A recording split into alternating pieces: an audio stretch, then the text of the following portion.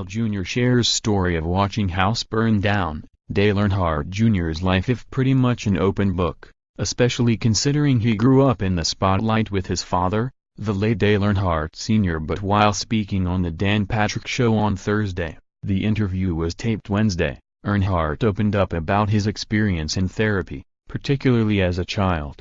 He spoke about some of his childhood struggles, calling himself a troubled kid without much direction who rebelled for any kind of attention from his father.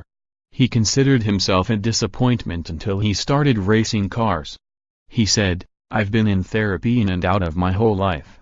I was in therapy as a child, and definitely think that therapy is useful, a very useful tool if you meet the right therapist. I met a lady named Jane that I worked with on and off over the last several years, and she has changed my life. And if you meet the right person that you can trust and you listen and absorb what they're telling you, it can be incredibly helpful."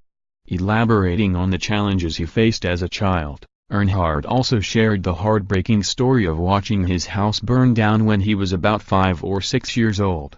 His parents were divorced, and he was living with his mom in North Carolina. "So I'm standing outside in the yard in the morning watching our house burn down.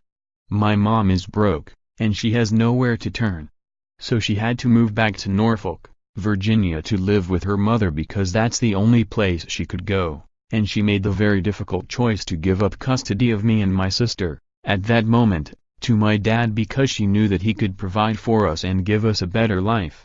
So I was at my mom's watching our house burn down in the morning, and then that evening, I was at my dad's house rummaging through my toy box in the garage, seeing if all my toys had made the trip.